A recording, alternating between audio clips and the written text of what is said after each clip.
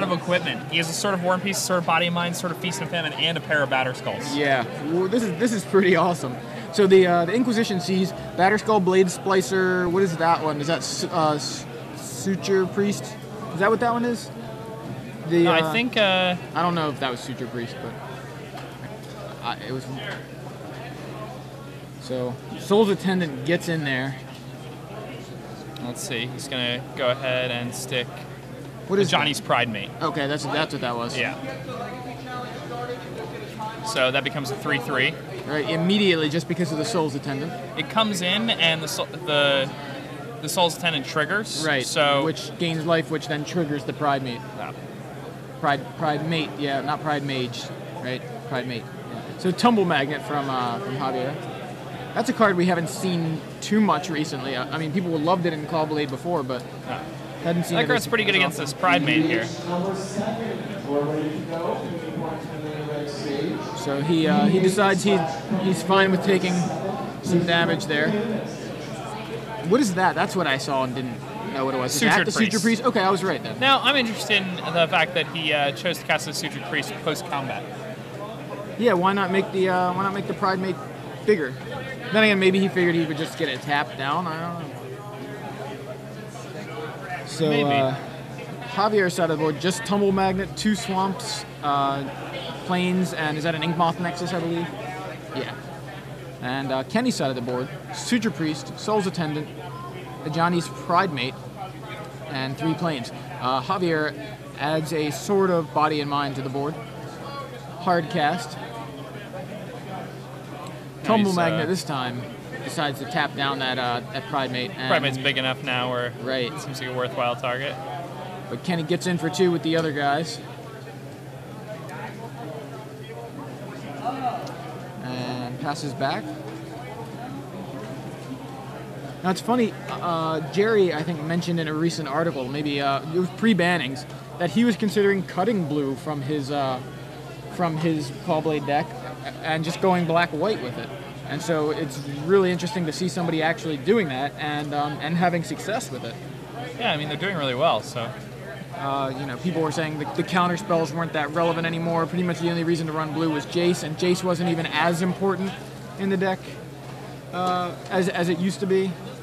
But Javier is here, out to prove it. Yeah, he doesn't even have Squadron Hawks. Yeah. He's got it's nuts. He's got Mystic, of course, Mirren Crusader, Spellskite, Emiria Angel, Phyrexian, Metamorph, and Hero of Bladehold as his creature suite. So. It's pretty good to me. Yeah, it's really...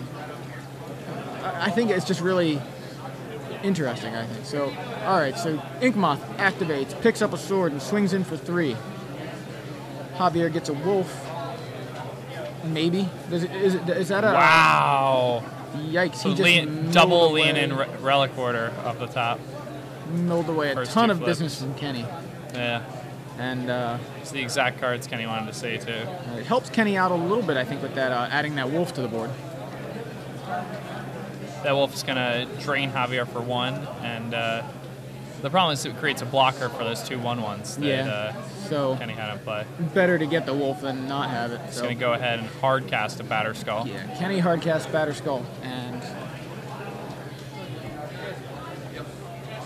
a little bit more life. Pride Mate becomes Gigundus. This is pretty... So, yeah, Pride Mate gets tapped down, and Kenny passes turn back to Javier. Now, we were just saying, like, earlier about how important that Inkmoth Nexus is when there's Batter Skull gaining, like, a ton of life. Mm-hmm. Well, in this case, it's not just Batter Skull gaining Kenny a ton of life.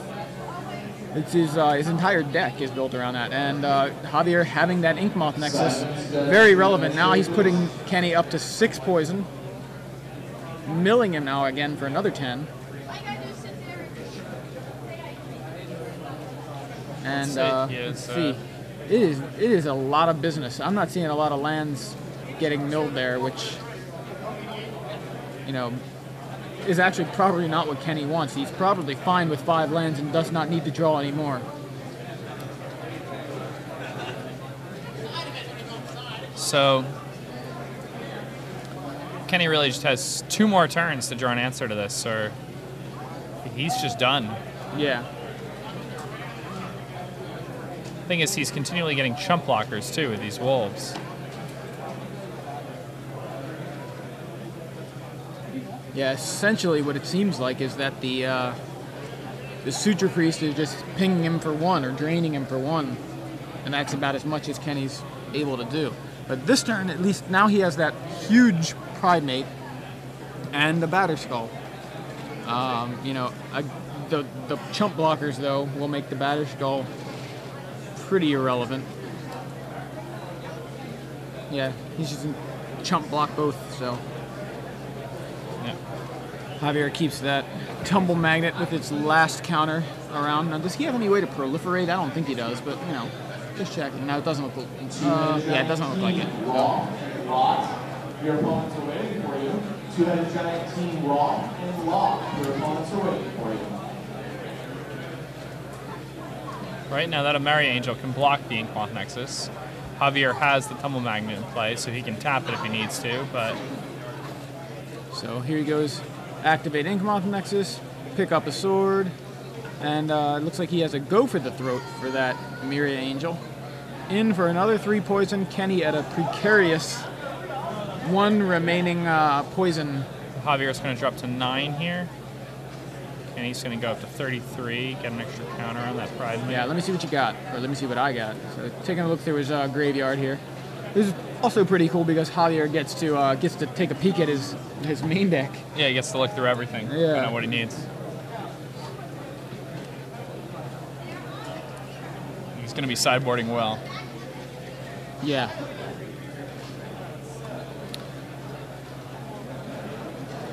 So Kenny starts off his turn, and now Javier only has 1 chump blocker, and he can tap down something with the Tumble Magnet. So it looks like he should be pretty safe here. You know, tap the Pride Mate, chump the Batterskull, but if Kenny has a removal spell, that could put... Well, it doesn't matter. It doesn't... I mean, he needs something more than a removal spell. Now, yeah, pack it in. Does he play any kind of removal spells? I'm looking. I mean, he has Divine Offering. That would have not done. You know, he could have taken care of that sword, but that wasn't going to do anything for him. Yeah, that spot's too much. Yeah, he really just needed to draw like a Relic Order earlier, or he could have saved the Mary Angel for when he had a land to play on the same turn. Yeah, just to have 2 chump blockers, right? Yeah. Yeah, it seems like he was trying to stop the bleeding too early in a way, like by playing that turn. Then again, he may not have had the land anyway, so may not have ever seen it. So looking at the sideboard, and on that last turn, depending on what he had in his hand, he might have been within like 2 points of killing Javier. Right. Just not couldn't get there and couldn't play it out, or had no reason to play it out. So Javier has Gideon Jura and a Day of Judgment in the sideboard. Also a Sun Titan, which seems pretty good.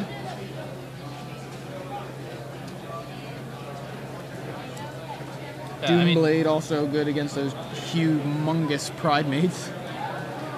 Divine Offering. He'll probably be bringing in his Gideon, his Doomblades, and his Day of Judgment. Yeah, that's what. Maybe Despise. I don't know if he bring in Divine Offering. No. I mean, he did get this. I mean, he saw the Batterskull in play. He may have seen the other equipment. He probably saw Stoneforge Mystic at least. So he may decide to bring in those Divine Offerings, or at least maybe just 1 or 2, you know, depending on the space he has. I wonder, maybe cut the Spellskite. They don't seem like that impressive. Yeah, Spellskites are just awful here. Yeah.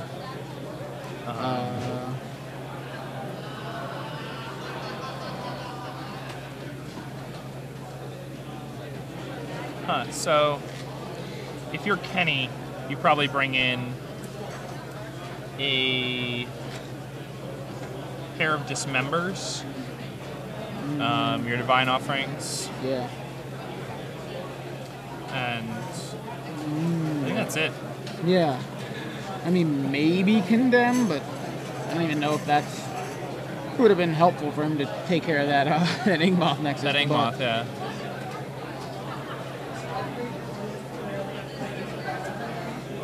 It's a good chance that that Inkmoth picks up a Sword of War and Peace, and those Condemns and Kenny's pretty much entire deck besides the Dismembers in his sideboard are dead. Yeah, the Sword of War and Peace is really, really strong against Kenny's deck. Kenny's deck is pretty weak to Day of Judgment. Luckily for him, though, Javier only has one copy. Because we have to remember, Javier's deck is not Caw-Blade. Right. It's a white-black deck that plays a lot of guys. So I keep staring at that Sun Titan in Javier's deck. I mean, it may be too... You know, maybe I'm living the dream here, but it seems like it's like I just wonder if that Sun Titan's good, especially in a situation where he's like, I know I want Sword of War and Peace. Sun Titan also seems pretty good, just to put more dudes on the board, you know, that may have already hit the yard. But being able to bring back the Sword of War and Peace, if Kenny actually can deal with it, seems just like a bonus. I don't know. I mean, I guess it really all depends on the amount of room that he has.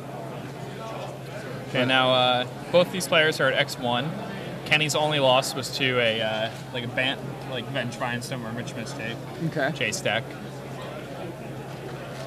Not sure what Javier's lost to.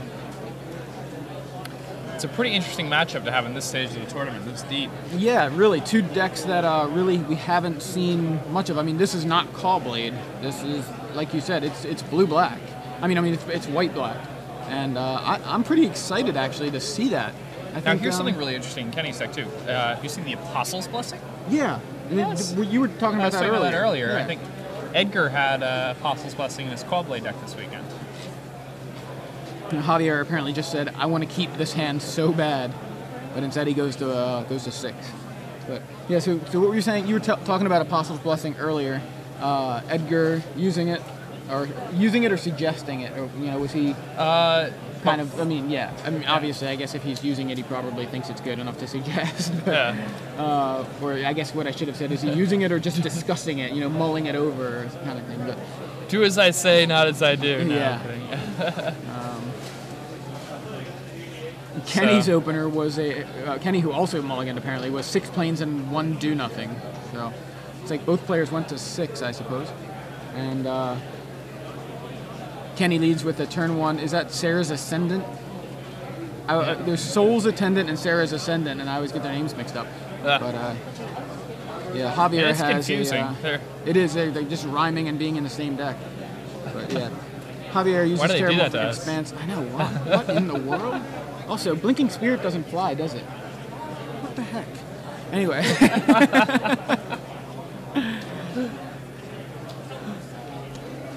Javier gets a plains, and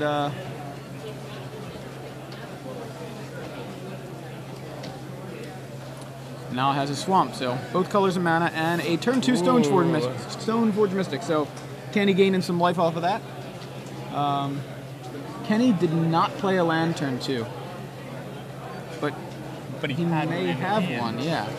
That's interesting. Just trying to trick Javier off of the thinking he's mana screwed. I mean, thinking he's land blight. No, maybe he has like a gain life land in hand. Yeah, okay. And he wants to like use it when chain it it's somehow? more relevant. Yeah, when he has like a pride mate or something like that.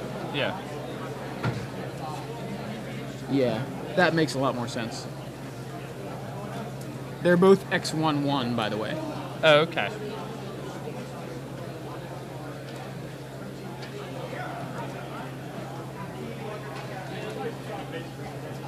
I don't know whose that is. Could you hand me another water? I don't think that one's mine. All right. Thank So you, sir. again, Kenny passes the turn. I'm Kenny must not have a land. There's no way he has a land and just didn't play it. We got that information, but yeah, I don't know what. Maybe he just has. I don't know. That's really weird. Would love to find out what's in Kenny's hand now. So he's just continuously passing the turn, and Javier vials in a Batterskull. Now, Apostle's Blessing also kills that germ on Batterskull. You do it pro artifacts? Yeah. You can choose artifact for Apostle's Blessing? What card is that? That full art card?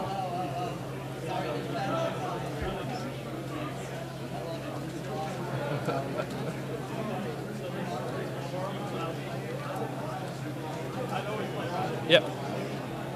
Oh, so you can choose artifacts. Okay, you can choose artifacts, yeah. What card is that full art one? I don't recognize it. Oh, I don't recognize that either.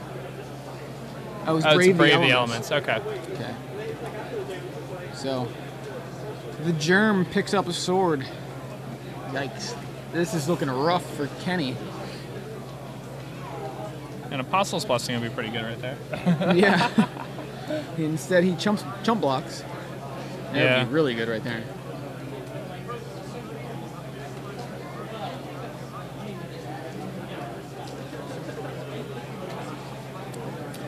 Okay, that's what it was. It was a Dismember from Javier was blocked by Brave the Elements. Okay. That's what we missed.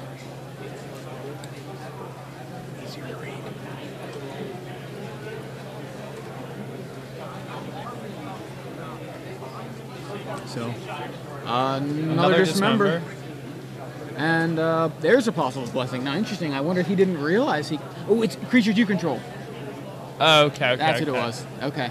That makes a lot more sense. Okay. Somebody told me that recently. I was talking about something, and we were talking about Apostle's Blessing being good against in Splinter Twin. You know, you play it on somebody's Deceiver Exarch and give it pro red, right? Would be really good, except it's creatures you control. So yeah, that's Vines the of the Vastwood can do that. Yeah, there you go. I watched that Infect deck do that to a Splinter Twin. Vines of the Vastwood. A Splinter Twin to a green open Vines. Right. Ooh. Yeah, your guy has Shroud. How about that? So that Mystic picks up the Sword of Feast and Famine.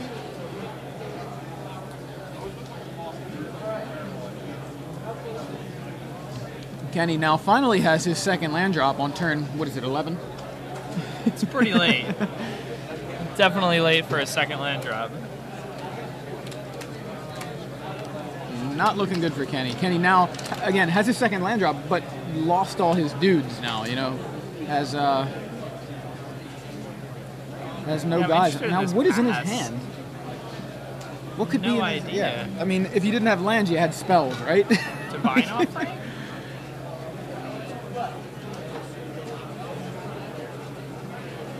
Yeah.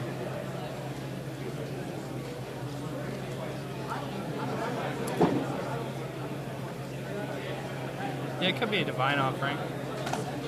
That would make sense. About the only thing that I can think makes any sense whatsoever right now.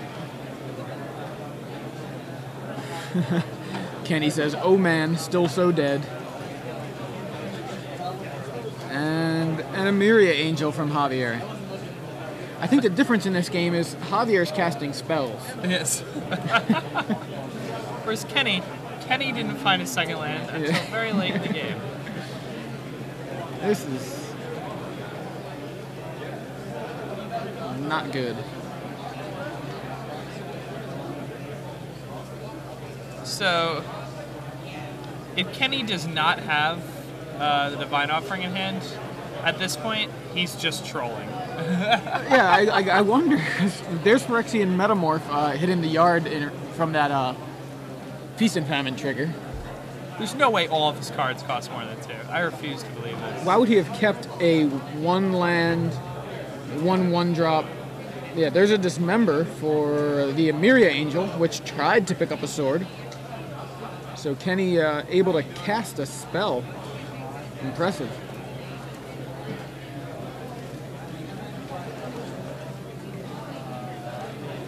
All right. Javier just passes back. All right, Kenny, what do you got? Let's see. Land. Whoa, goes all the way up to 12. Does Phyrexian Metamorph copying Batterskull help at all? No, that's Suture Priest. Go for the throat on your Suture Priest.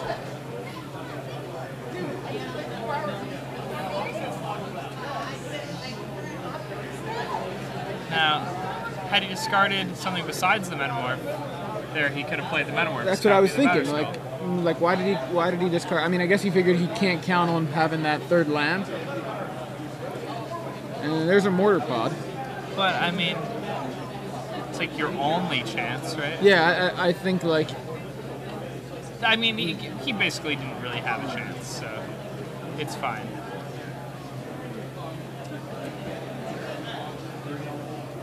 He's got 4 lands now, and Yep. plays a Suture Priest and extends the hand. Says, I can play a spell, I'm not ending this game with nothing on the board. That's a shame. Good run by Kenneth Joa. Yeah, for sure. Nice Soul Sisters deck. I would have liked to see a little more action there, yeah. Now Javier, pretty cool story, playing Absolutely. a black-white aggressive deck. And, you know... Black-white Callblade, really. Yeah, like a black-white Callblade deck, just Callblade with no Jace and no cause, so... Yeah, I guess it's just black-white Blade. Yeah. You know, it's and Blade. Blade, is he's that at X11 now. Yeah. And yeah. that's after 8 Wait, they were rounds? already X11, so I think they were. Oh yeah, X11. they were. So he's X11. Yeah. Kenneth is X21 now. Okay, that makes sense. So if he wins 2 more matches, we'll see this deck in the top 8. This is a pretty innovative deck. This is a deck I would like to see in the top 8. Me too, absolutely. This would let the format go out with a little bit of dignity. It would be nice. Yeah. I'd like to see more from this deck because that was fun. I mean, no Jace. That was cool. I love Jace. Love a Jace, but you know, it's fun to see kind of just different. The games go so much faster when he doesn't have Jace. Yeah, I mean, and dueling Batterskulls also, you know, and not having that makes games go by a little faster too. So, is there any chance we can get another match, or is there? I don't know how much time's left in the round. That second game went pretty fast. Let's check with Ben. How much time's left in the round? And 22 minutes. 23 minutes. Okay. Any chance we can get another match? Possibly. We're gonna see if we can get some more Magic for you guys to watch. I'd like to watch more Magic. Who doesn't like watching Magic? I love watching Magic. That's my favorite Obviously, part. you guys like watching Magic. Yeah, I know. If you're watching, you like watching Magic. You know, that's my favorite part of watching Magic. Wait, watching Magic? Watching Magic. Oh, yeah. Talking about Magic. It's good to have Magic to watch so that you can talk about it. It's true. Yeah. So I've seen some very exciting things happen in games of Magic. I've seen somebody catch show and tell and their opponents put a Battle of Wits into play. I saw that too. I was not watching live. I was watching home like you guys are. That was awesome. That was pretty good. That was really cool. Who was that? You and Adrian? Or no, that was you and was it you and Gavin, I guess? Or who was it? I'm trying to remember. Down in Charlotte, it was me and Gerard. You and Gerard, okay. Gosh, that was nuts. That was such a fun, because it just didn't look like it could possibly happen. And he didn't win that match. No. But he won that day with that play. He topped 16 that tournament, that Legacy tournament. Wait a minute. Did he top 16? Top 32. He came in 32nd, I think. Okay, but yeah, he went X2. With the Battle of Wits deck. With the Battle of Wits deck. Yeah, it's nuts. That's so good. Really the story. Yeah, I mean, I would not want to play a Battle of Wits deck. But when people do, it's always pretty fascinating to see. And also pretty fascinating to see the way people take it. Like, he had the zoo version, right? Pretty much just something nobody's ever seen before. Right. Yeah, I mean, it was such a great idea, too, because you think zoo has so many options, and you're like, well, I'm just going to play all of them. And then Battle of Wits. You know, that doesn't seem like a bad idea. I mean, you just get to play, like, the top 60 cards of your library, just like, it's a zoo deck. Yeah. And if I happen to draw Battle of Wits, I win, you know? It's 5 mana, I win. Exactly. Yeah. I love that. Like, I think that's such a cool idea. And he made his sideboard worthwhile. I don't know. So yeah, I don't his whole deck had like random like one-of creatures that were like good and like that were just like good zoo creatures that were like situationally good. Mm-hmm. And then his sideboard, how he, it's impossible to make a Battle of Wits sideboard worthwhile. Okay, so you have these 15 cards, and I think we're about to get another match. We have these 15 cards that are about to go into like 250 card decks, so that you can like it's just the chance of drawing make a difference. So what he did was he just had eight creature tutor effects in his sideboard. Yeah. 4 Worldly Tutors and 4 Eldamri's Call. And then he had these creatures that were just good in various matchups, like one Kataki in his deck and one of all these other things. They're actually in his deck. Yeah. And then against the specific matchups, he would just sides out the ones that he doesn't need. He would for side the out tutors, for the tutors, right. and then he would just like tutor up key card and beat them. So he made a relevant sideboard in a Battle of Wits deck. Really, I mean, and that's really cool. That is really cool, and it's really just a really smart way to take that deck. A deck that most people just can't take seriously, right? You don't take a Battle of Wits deck seriously, but he made it. I mean, top 32. He didn't top 8. He didn't win, but he top 32 with Battle of Wits. And he's Kenny Meyer. You know, he's somebody who's always playing Zoo, and as a result, because he likes Zoo decks and likes to play Zoo decks a lot of people don't really give him credit. But he's really good at building a deck.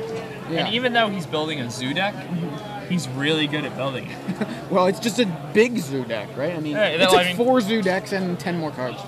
He's always building Zoo decks. He's like, well, I can just play every card I've ever played in any of my Zoo decks. Shove them all together. I think that's fantastic. I want to see somebody build a Battle of the Wits deck with a transformative sideboard. I don't know how that works. I have no suggestions. That's as far as it goes. As far as it goes. Yeah. Scape shift sideboard plan? Does that work? I don't know. Scape shift people, right? Right. Like somebody's like, Meddling Mage Battle of Wits. Okay. I guess you just play it main deck, though. You just play the Scape shift combo. Right. Anything that you would want to transform into, you just play a main deck, and that's what you draw. Like, you literally just have like 6 combos in your deck. Right. I mean, and it's funny that you mentioned that, though, because I think we saw, Chapin and I watched the Battle of Wits deck in Denver, and it was entirely different. It was basically that. It was just like every combo deck you could think of in there. He had like Hex Mage Depths combo, Thopter Sword combo, Battle of Wits obviously in the deck. We're getting deck lists, so we're going to. I don't know if he had like Pester Mite Kiki Jiki, combo, but he just pretty much had tons of 2-card combos, some tutors, and then he won by naturally drawing the Hex Mage Depths combo, like game 1. He just happened to draw both pieces of that combo. Didn't win the match though. Oh wait, no, yeah, he did, because game 2 went for so long that it went to time. So he just drew out game 2. It was against Murphle, and they got the match. Yeah, it was kind of grueling to watch game 2. Game 1 was over in 5-10 minutes, and game 2 just went the rest of the duration. The rest of the game. And I think he even had Battle of Wits and just wasn't playing it for some reason. I don't even know. I don't even want to think of that anymore. So Ben Friedman, actually local guy, guy I actually know. He's done pretty well for himself recently. He looks like he's just playing looks pretty classic Twin Blade deck. List, yep. And he's playing against Matt Ferrando, the Fran Dynamo himself, my boy, Matt Ferrando from New York. And he's playing a Bantblade list, right? Okay, and these guys, I think, are going to game 3. Cool. Now, Matt Ferrando is somebody who, he's been on the PDQ circuit forever. Last year, I felt very bad. I drew with him in PDQ in the last round. We were both X1. It was a 9-round PDQ, and we were both X1. And we drew in the last round, and he came in 9th. Oh, and that's a afterward, I had assumed that because we were both X1, we were both just locks, and I didn't even look at the standings. Right. And afterward, I felt very, very bad about it. Ferrando's a really good guy. He's a good player. He's been playing Bantblade for a long time, before it was in style. I mean, when I think of I know that he's been playing, the Bantblade kind of thing. When I first heard of Bantblade, it was attached to Matt Ferrando, so yeah. I've known him since he was a little kid playing locally here, and he's not that much older than a little kid, but he's at least a couple years older. Fun fact about Matt Ferrando, he used to be an intern when I worked in an office, at my office. Oh yeah. That's small world. Yeah, why not?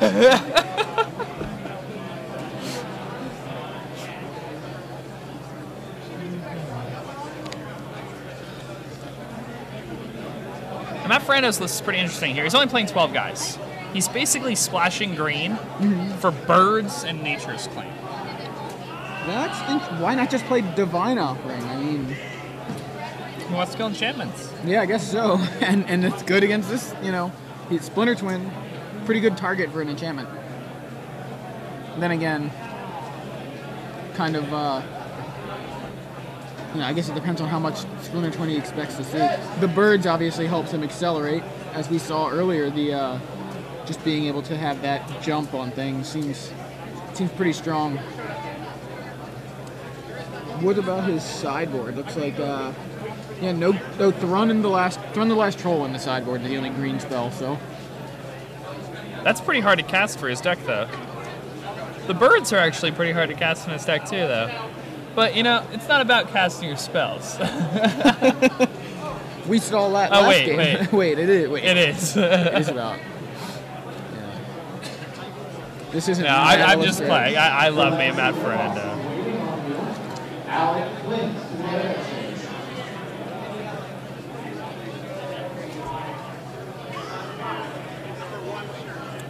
So both players taking a look at their openers.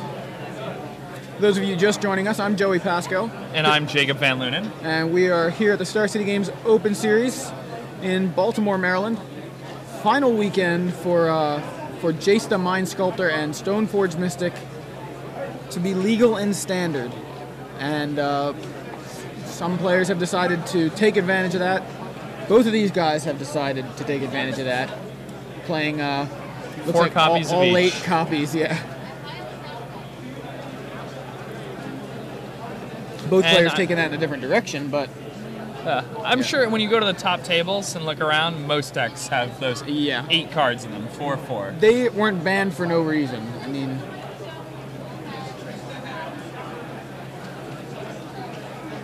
so Matt leads with a Celestial Colonnade. Is that a mulligan to 5 for Matt? I know it was at least 6, but I didn't. Oh, it was 5. Okay, so. All right, so Matt's going to go ahead and preordain here. Going to bottom both of those lands. He's going to draw, and he gets the Sword of Feast and Famine. Yeah. Plays a Razor Ridge stick and passes. Ben has a Gitaxian Probe. Let me see what you got. So he sees land, Spell Pierce, Sword. And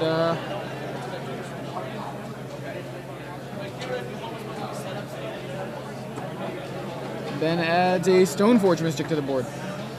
And this does not look good for Matt. Not at all. There's a Batter Skull. Matt not going to be able to stop that with anything that was in his hand. He's going to play a sword. Yeah, We know that Ben already has the Divine Offering in hand. He's very, very well prepared for that. Oh, and now he has the Dismember, too. Yeah, looking pretty good for Ben right now. Very solid handle on this game right now. Plays the land and passes the turn. Matt goes for another preordain. All right. And he sees, I think, land Jace. Yep. Looks like he bottomed both of those? Yeah, he did. Oh, no, he didn't. Okay, he put Jace on top, I guess. Oh, no. Was that Jace that he kept? Did I see that wrong? Yeah, no, he did keep the Jace. Okay. And Ben vials in Batter Skull. No surprises there. Untaps. Top deck's a second Stoneforge Mystic, I believe.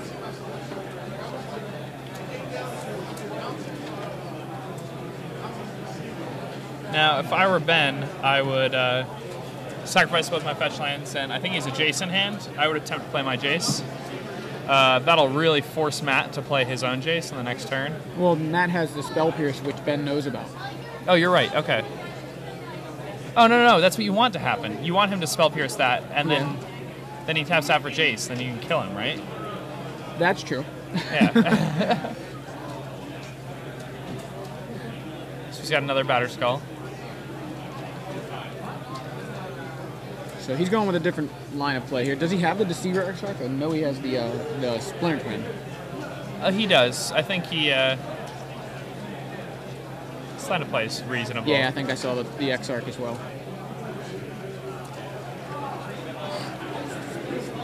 So Matt activates Inkmoth Nexus. Lets it Yeah, he says, hold up a sec. He, you know, tries to let it pick up a sword. Or tries to get it to pick up a sword. Huh. And yeah, into the red zone. Interesting, because I thought it was going to to get dismembered. Yeah, I think.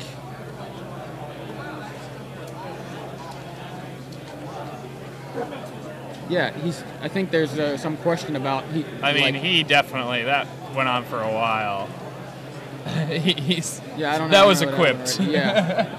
As far as I could tell. Yeah, it looked like there was just definitely some question there. We can't hear the audio, but it looks like. I think he wanted to dismember that, but he didn't put a hold on the priority, so. Right.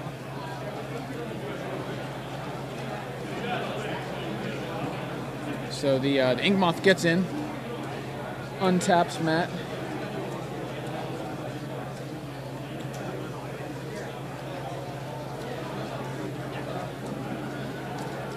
All right, so Ben pitches that batter skull.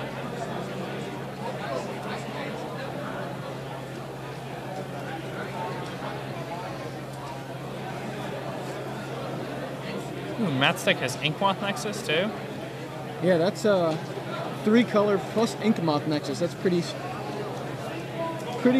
risky, I guess, or pretty gutsy, I guess, is more the answer there. So. And he's only playing 25 land. Huh.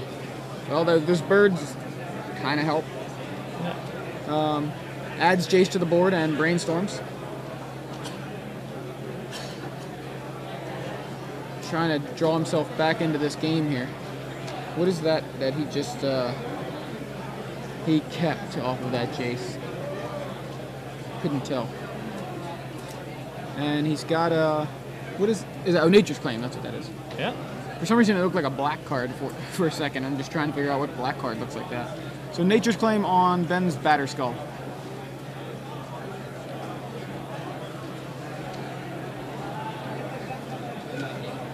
And does it look? Does Ben just have it right now?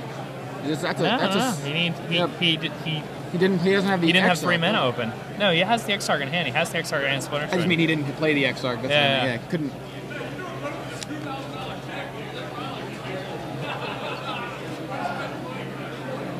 I mean, Matt's kind of in this game now. Yeah, absolutely. Jace does that, you know.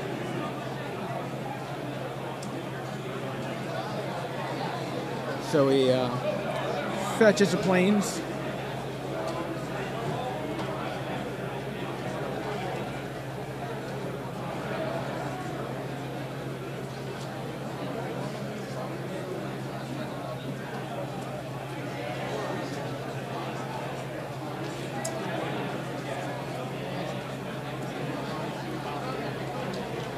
All right, now.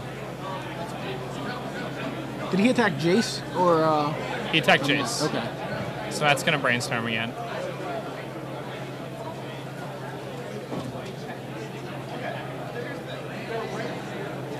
And now Matt can play a Phyrexian Metamorph and copy one of the Stoneforge Mystics.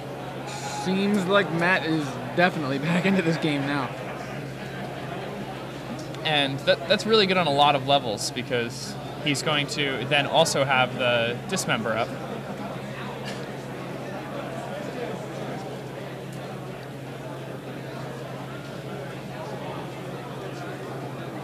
Huh. I'm pretty sure he plays the Metamorph, but... Yeah, it looks like he's thinking that, yeah.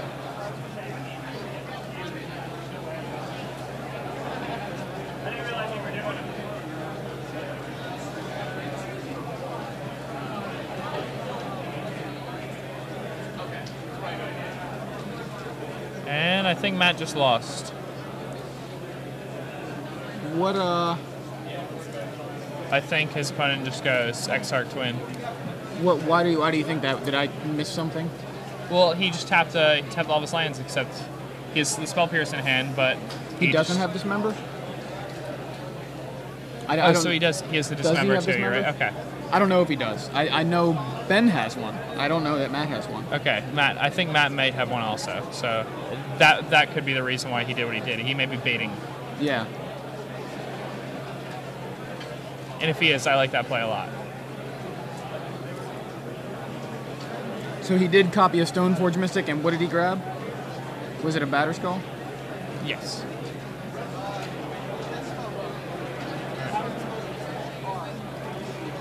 Divine Offering for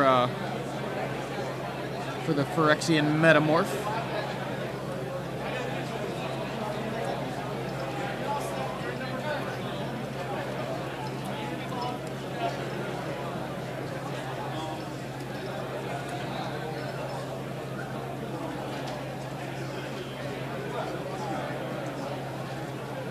And he untaps, so he's okay, Matt's hand is Batterskull, Spell Pierce, Dismember.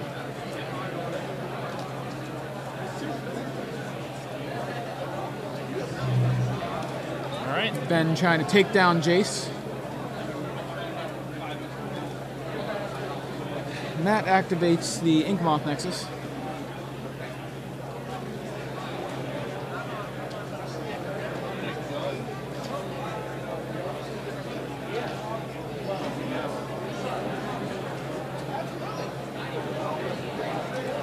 Ben looks like he is going, yeah, he dismembers the Inkmoth Nexus.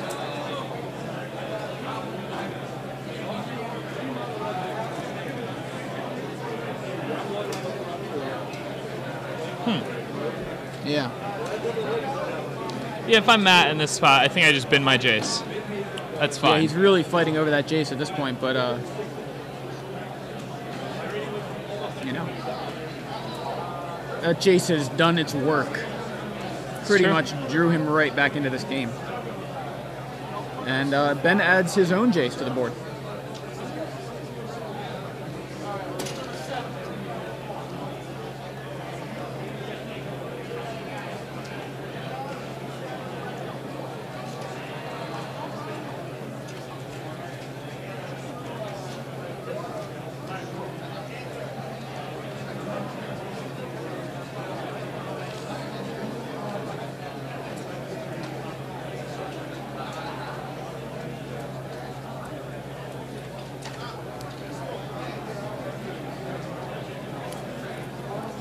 And a Gerard token comes out. Yep. Second time we've seen a Gerard token today. Yeah, I wonder if they're just in the token bin or if Matt's carrying those around. And they're actually the most expensive token there is. Well, how much pro is player tokens? How much are the pro player, or how much is the Gerard token?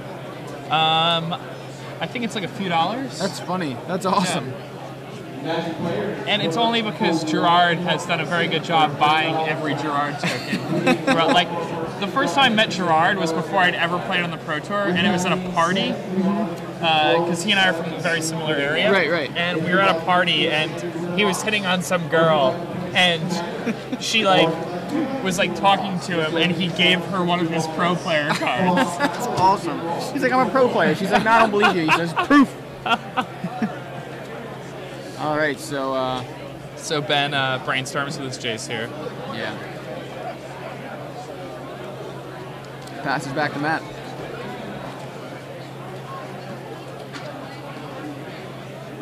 And Ben must have a reasonable answer for that Batterskull. Or at least the Germ. Because I'm surprised he didn't bounce the Germ. Yeah, I mean, he's probably just going to chump with a Stoneforge Mystic, I guess. Yeah. I guess if his plan A is still, still Deceiver Twin, then Matt's life total doesn't matter all that much. Huh?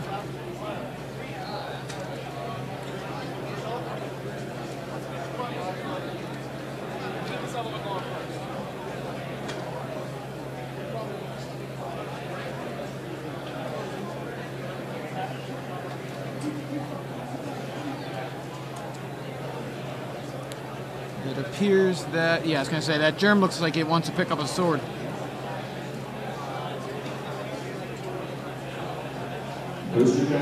And attack Jace, Deceiver XR comes down. Tapping Gerard. Now we know Matt has a Dismember.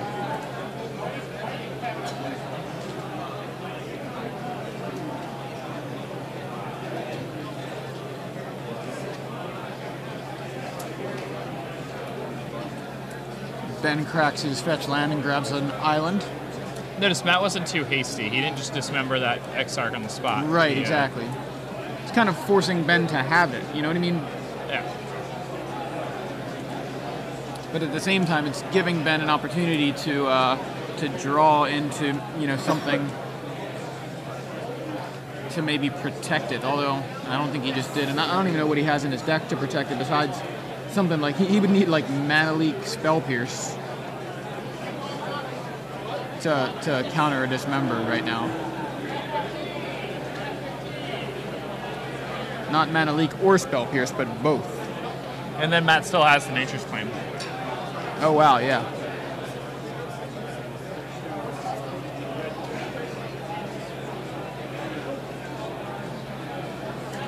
And I believe Ben has an extra Exarch.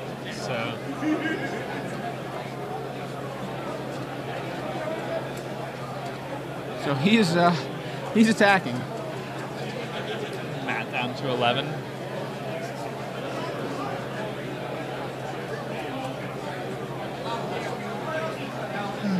Now Matt has the Dismember for the Stoneforge Mystic at the end of Ben's turn, and Matt untaps. Ben flashes in his second Exarch and says, "Tap Gerard, please."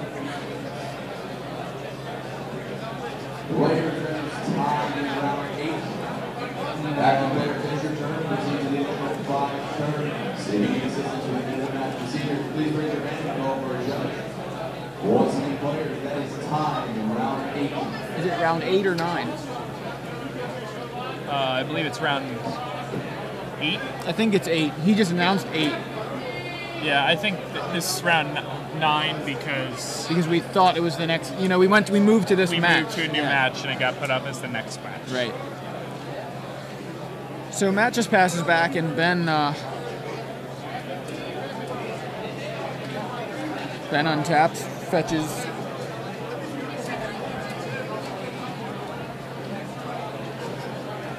Preordain from Ben. He sees land, Gitaxian Probe, puts them both on the bottom. Didn't see what he drew. Kept the probe. Yeah, I'm really bad at seeing what people put on top and what people put on the bottom because it looked like both went on the bottom. So yeah, he does go with the probe. Sees Spell Pierce, Nature's Claim, Dismember.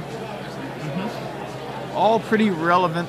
Spell Pierce less so, but the other two, pretty relevant. Ben has to figure out what his plan is, and his plan seems to be beat down right now. And Matt activates the Celestial Colonnade, and Ben dismembers it.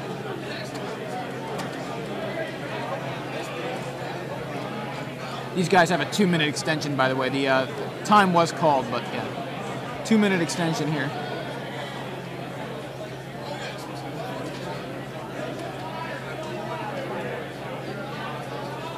Okay, so that gets dismembered. And Matt should go to 4 here, it looks like.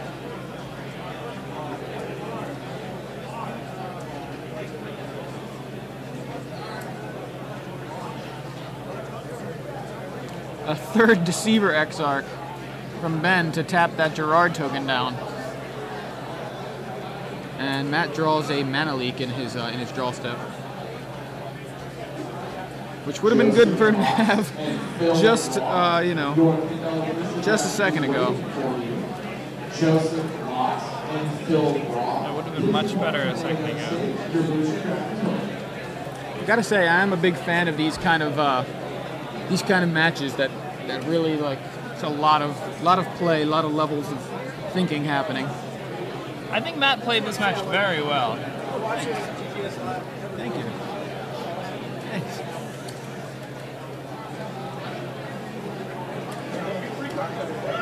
Yeah, Matt's game has definitely improved a lot. Here he is, Nature's Claiming his own equipment, gaining the life he needs to stay in the game.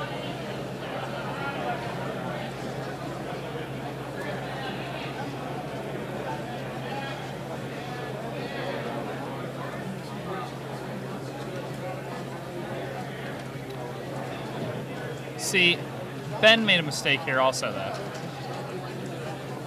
Ben could have resolved his Splinter Twin there. No problem at all. What he didn't realize is Matt was at 4, and he had a Dismember in hand. Oh, right, If Matt's yeah. at 4, He's that not- Dismember doesn't do much. No, not at all. It's a dead card, yeah. But did they just draw, or did Ben take that? Yeah, Ben got it. Okay. But yeah, that was actually really fun Magic to watch. Like two really, skillful players playing two really good versatile decks. Matt looking like he's out of the game early, but draws right back into it, and is basically on the verge of, not necessarily on the verge of winning, but definitely in it all the way up until the very end.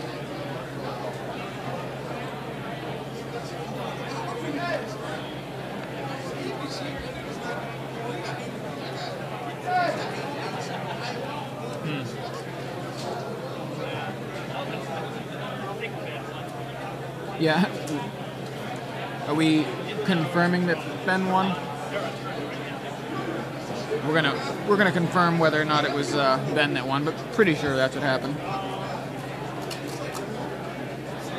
It's tough to tell here at the end of the matches when it's going. We know it's gone to time. Yeah.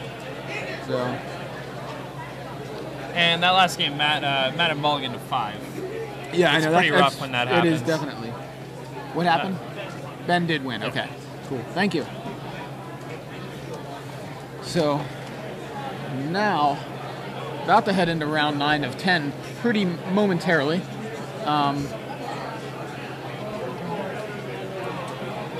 So here we are. So anybody who's just joining us, I'm Joey Pasco. And I'm Jacob Van Lunen. We're in Baltimore for the Star City Games Open Series.